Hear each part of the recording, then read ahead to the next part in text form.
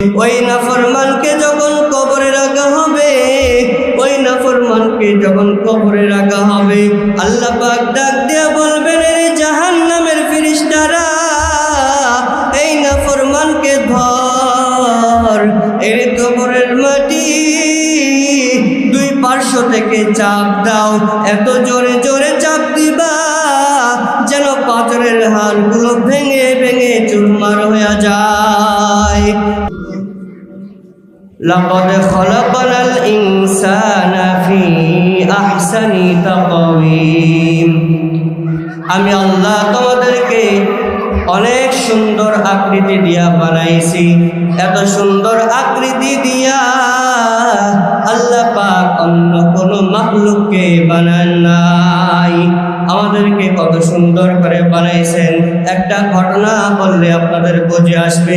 এই আল্লাহর বান্দা ভালো করে শুনেন, আল্লাহ পাকের এক বান্দা বাদশা তার বিবিকে নিয়ে রাতের বেলা ছাদের ভিতরে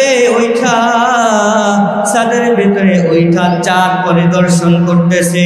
হঠাৎ করে বিবি ডাক দিয়া বলে, বাদশা, যেই চাঁদকে আপনি বড় সুন্দর করে মনোযোগ দিয়ে দেখতেছেন, এই চাঁদের থেকে আমি বড় সুন্দর। বলেন সুবহানাল্লাহ।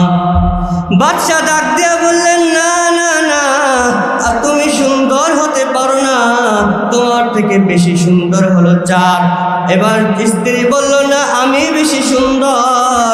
এবার বাদশা ডাক দিয়া বলল, ঠিক আছে, যদি চাঁদ সুন্দর হয়, তোমার থেকে বেশি যদি চাঁদ সুন্দর হয়, তুমি তালাক দিয়ে দিছে। এবার মুসিবতে বলল, হয় কি করলাম? আমাদের সমাজের মধ্যে যুবকরা রাগের মাথায় তালাক দিয়া আমাদের কাছে দৌড়ায়, হুজুর রাগের মাথায় তালাক দিয়ে দিছি।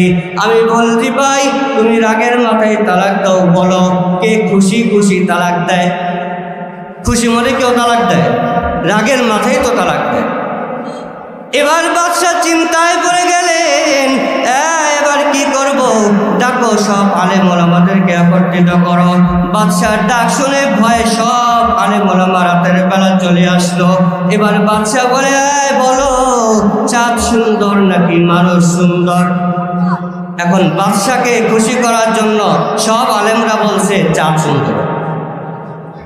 বলে যে বাদশাকে খুশি করলে তো বকশিশ পাওয়া যাবে। এই উসিলায় সবাই বলছে কি চাঁদ সুন্দর। বাদশা যা পারা, আপনি যেটা বলেছেন সেটাই সঠিক, চাঁদ সুন্দর। ওই মজলিসে ছিলেন ইমামে